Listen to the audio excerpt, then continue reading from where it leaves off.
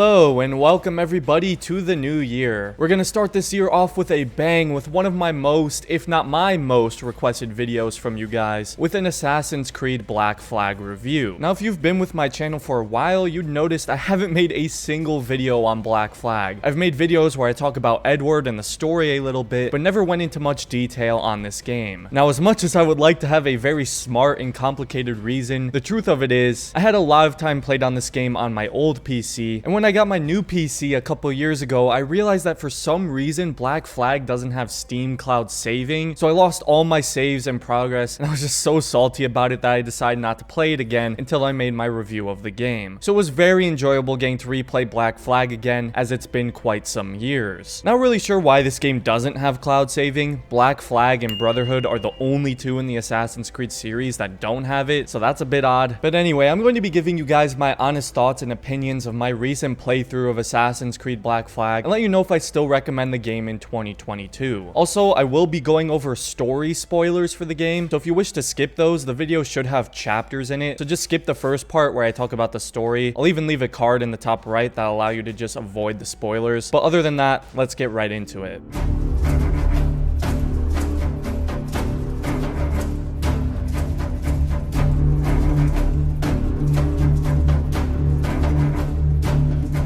As you probably all know, Assassin's Creed Black Flag takes place in the Caribbean over a span of 9 years, from 1713 to 1722. The protagonist is Captain Edward Kenway, father of the Templar Haytham Kenway from AC3 and Rogue, and grandfather of Connor Kenway, the main protagonist from Assassin's Creed 3. Edward, of course, starts the story off as a pirate whose main motivations are wealth and glory. He's lived his whole life poor and feeling inferior, shackled by the confinement of the government. So he leaves his wife Caroline behind with the promise that he'll be back in 2 years with enough wealth to set them up for life. Except how it often goes, that obviously doesn't go according to plan. In one of Edward's battles, he's stranded on an island with an assassin, Duncan Walpole, who turned traitor and wants to deliver a mysterious artifact to the Templars in Havana. So like any self-respecting pirate would do, Edward kills the man, steals his identity, and heads to Havana to meet with the Templars and collect Duncan's reward. Edward Kenway is a fan favorite among many Assassin's Creed fans, and honestly, he's even better of a protagonist than I remember. It's clear the direction Ubisoft was going. After many people weren't a huge fan of the serious, darker tone of Assassin's Creed 3 with its protagonist Connor, and even though we all love Connor now, back then many weren't a huge fan of him, especially compared to the almighty Ezio, so it's clear Black Flag was supposed to be a little course correct with a lighter tone and a protagonist with Ezio's charm, cleverness, and likability. However, Edward is more than just a fun, charming protagonist. His story and development actually has a lot of depth, and his journey is one of the best in the series. Starting off as this bitter but hopeful man who wishes for a decent life filled with riches and pleasures, and his growth and journey to the end of the game is really a joy to watch unfold. After Edward is discovered by the Templars and essentially left to die, he meets Adewale, frees the other prisoners, and then they steal a ship, the Jackdaw, and create their own crew with Edward as captain. While Edward may seem extremely selfish and greedy, especially at first, his loyalties still lie with the pirates in Nassau, where we meet Blackbeard, Hornigold, James Kidd, Captain Vane, and many other colorful individuals. The side cast of characters is certainly one of Black Flag's bright spots in the story. There's the fun, skimpish companion Stede Bonnet at the start, who has a great dynamic with Edward. Then there's the crazy, intimidating, and infamous Blackbeard, James Kidd, an assassin who tries to help Edward see that his life is meant for much more than wealth and freedom. And of course, there's the right-hand man Adewale, who's a protagonist himself in Assassin's Creed Freedom Cry, and has a brief appearance in AC Rogue. The side characters each bring their own contribution to the story and impact Edward in some way, shape, or form, and push him along his journey. Each has their own unique personality and motives, whether as an assassin, Templar, or just a crazy pirate. This game's story obviously really leans into the whole pirate theme in that Hollywood way we're kind of used to. However, it also delves a lot deeper and does a really good job of fitting the Assassin's Creed lore and conflicts into the story, something Valhalla could definitely learn from. However, before the assassins, there's the whole arc with the pirates in Nassau, who hate the kings and confines of government and just want to live free and be able to do whatever they please. It's a liberating place, a place to escape the confines and restrictions of the world. However, the pirates are being hunted down, just like the outlaws of the Wild West were, as the government sends armies to subdue and, if necessary, kill the pirates. It's a really cool concept and story to watch play out, but again, it knows when to end and not overshadow the entire story, which is where the Assassin and Templar conflict comes into place, as Edward is effectively in the middle of it, killing people from both sides and helping whichever provides him with money. At first being the Templars, and then the Assassins, carrying out contracts for them and warning some of the members he placed in danger. And even though they could have easily made Edward an assassin right away, I'm actually really glad that they didn't. It wouldn't have made sense for his character at the start of the game, a selfish man who's only interested in money and his own personal gains, to suddenly decide to fight for a cause and join the Assassins. Edward has to grow and learn more before he's ready to do that. And that is certainly what happens over those 9 years. As Edward tirelessly searches for the observatory, the ultimate treasure, he begins to pay the price for it and starts to realize all he's lost due to his selfishness. First, he witnesses Blackbeard die, a man who Edward admired in a sense and looked up to, died fighting for essentially nothing other than his own reputation. He's then forced to kill one of his old friends, Hornigold, who betrayed Nassau and worked for the Templars, where he gained some much needed perspective. He then is also forced to kill Vane, another crazy pirate, where he realizes that maybe the pirate life isn't what's right or best for him. He sees the issue with men like Captain Vane in the world. However, that still isn't quite enough to push him over the edge. That happens when James, or Mary Kid, dies in his arms in a Jamaican prison. The person who always looked out for him and believed he could be so much more than a pirate, and always wanted him to help the Assassins and believe in their cause. This is what finally makes Edward realize the consequences of his selfish acts, as in the pursuit of a better life and treasure, at the tail end he finds himself all alone. All those he ever loved or cared for are gone, not a single one of them left standing beside him. Even Adewale grows tired of Edward and joins the Assassins himself. It's been 9 years since he promised his wife that he would be back in too, and he finally starts to accept and attempt to right all the wrongs he's made. He helps the Assassins protect the observatory and restore the Izu device, and he agrees to join them once he's returned home and made things right with his family, except it's too late, as he discovers his wife Caroline had died years ago, and the whole time she raised their daughter while Edward was out doing whatever he pleased, completely unaware of the fact that he had a child. Which leads us to that beautiful, beautiful ending where Edward meets his daughter and sails back home. Money that I had, I spent it in good company, and all the harm that I've done, alas, it was to none but me. And all I've done, for want of wit, to memory now I can't. So felt me a parting glass. Good night and joy be with you all.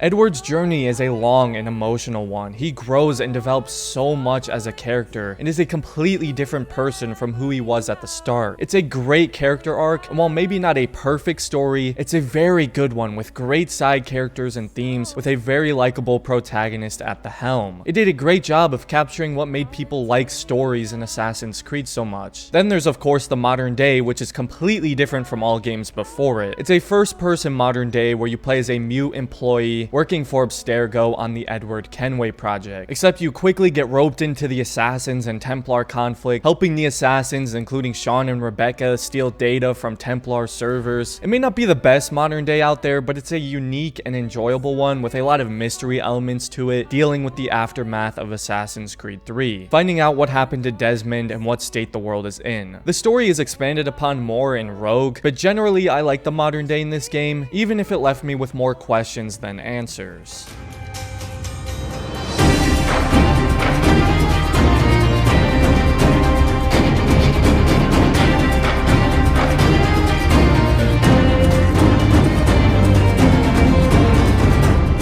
The gameplay in Black Flag doesn't have a lot of major changes from Assassin's Creed 3, but that doesn't make it any less fun. It's that same fun, addicting, free-flowing combat from AC3 that feels extremely smooth and has some excellent combat animations. There's still the really cool double executions. Really, the biggest differences in the combat are with the weapons. Black Flag doesn't have as much weapon variety as AC3, like with Connor's tomahawk, axes, swords, muskets, etc. Black Flag, however, does have the really fun dual-wielded swords, along with the hidden blade combat, and a few other weapons you can pick up off the ground, like the muskets. You can also have up to 4 pistols, which is extremely useful and strong in this game, and great for combat with some very clean-looking animations. There's also different swords and pistol types, each with varying stats and their own strengths and weaknesses, like for the swords being damage, stun, and speed. The stealth in this game is also very fun and quite prevalent. I still wouldn't say it's the best stealth system, but it still works well, which is more than I can say for some Assassin's Creed games out there. Lots of the stealth is very cover/hiding based, lots of hiding in bushes or tall foliage and assassinating enemies from a hiding spot. I do think it's a big improvement from AC3, where it felt that stealth in that game wasn't very encouraged and combat was always the better option, while in this game it feels more balanced. You also of course get your large variety of tools like the sleep and berserk darts, smoke bombs, and the rope dart, and you can make upgrades to all of them through the crafting system. It's not the most in-depth crafting system, but it works well and it does its job and encourages you to go hunting and scavenging for the materials required to upgrade and improve your tools, along with things like pistol holsters and even increased general health. It gives you more incentive to hunt and do things in the open world and serves as a very satisfying progression system to indulge in. Parkour in Black Flag is largely the same as AC3, however the world design in this game, specifically for parkour, is pretty fantastic, at least in the larger cities. Obviously on the small islands and little towns it's not as much of a factor, but in cities like Kingston, Nassau, and Havana, especially Havana, they are really well designed for parkour. I heard they took inspiration from AC2's world design with the cities, and I think they did a fantastic job. There's so many parkour paths, you can traverse each city pretty much without touching the ground. It's just a lot of fun. The animations also look very good, and there's still a lot of the advanced movements, and things like side hops are easy to pull off. Obviously, naval combat is a pretty large part of this game, and in my opinion, still has the best naval system of the series. Not only does it best fit with this game and the pirate setting, but there's also quite a lot of depth to it. You're given the Jackdaw and can make numerous upgrades to its hull, cannons, storage, and crew. You have multiple forms of attack with mortars, heavy cannons, fire barrels, and swivel guns. Plus, you can make a ton of customization and change the appearance how you see fit. You can find ships to fight and board out in the world where you can gain resources and cargo that you can use to upgrade your Jackdaw or sell for money. You also get the option of repairing the Jackdaw, lowering your wanted level, or adding the ship to your fleet whenever you successfully board and capture an enemy ship. There's just so much depth and freedom with the naval system, and to me it's by far the best done in Black Flag as opposed to all the other Assassin's Creed games that have included it. The mission design in Black Flag for the main missions specifically is a little mixed for me. There's some really fun missions, but there's also a ton of tailing and eavesdropping missions, like by far the most in any Assassin's Creed game, which is fine for me every once in a while, but when it's happening like every mission, especially when they are really drawn out long tailing missions, I tend to get bored and check out mentally. And what's more fun than tailing someone is tailing a ship as well. It's just not the best mission design in my opinion. However, there are still some really fun missions, like the classic black box assassinations that give you freedom in how you take down your target. Those I really enjoyed. Also, all the modern day missions where you actually have to play and not just walk or watch a cutscene are these really boring, lame puzzles that I was not a fan of. Again, there's some good missions in the main story, but there's also a lot of boring ones too.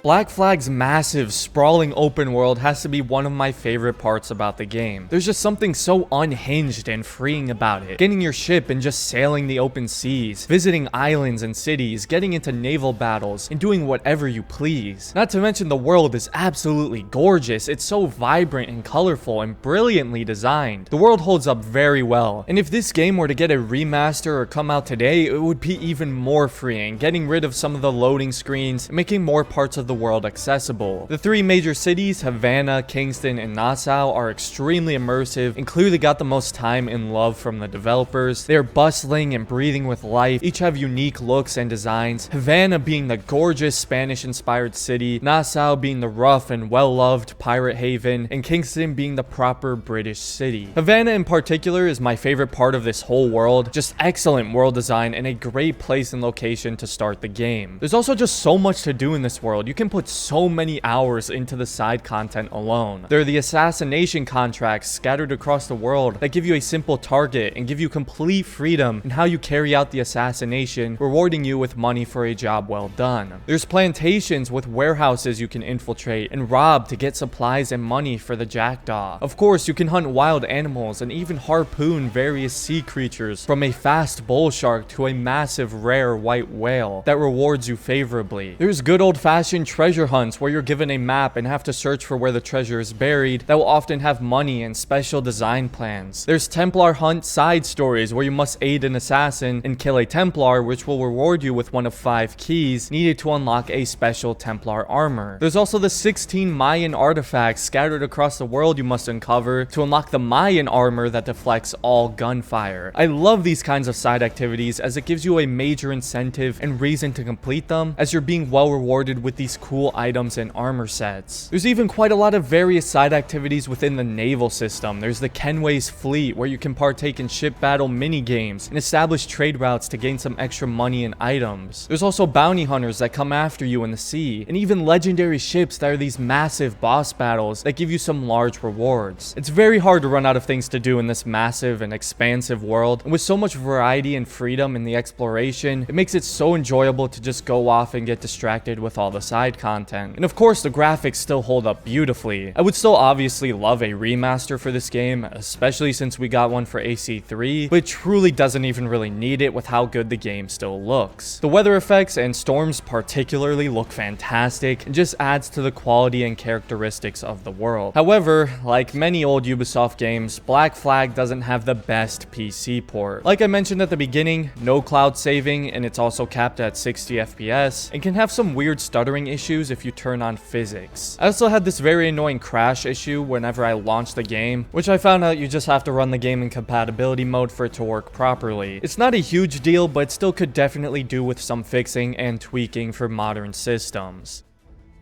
Assassin's Creed Black Flag has a fun yet deep and moving narrative with a beloved protagonist. The gameplay is very fun and satisfying, just like AC3. The world is massive and freeing with plenty to do and see, alongside some excellent world design. And visually, the game looks stunning and still holds up very well. So if for some reason you haven't checked out Assassin's Creed Black Flag, I definitely recommend it, and it's not a bad place to start if you're looking to get into the Assassin's Creed series. Many fans may consider this to be the best Assassin's Creed game. I shall not say whether I feel that way or not, as I'm saving that for a ranking video, but feel free to let me know in the comments what you feel about AC Black Flag and where it ranks for you in the series. I hope you guys enjoyed this review, and if you did, I'd appreciate it if you considered leaving a like on the video and subscribing to the channel if you're new. And other than that, thanks for watching, everybody. Oh, and Happy New Year.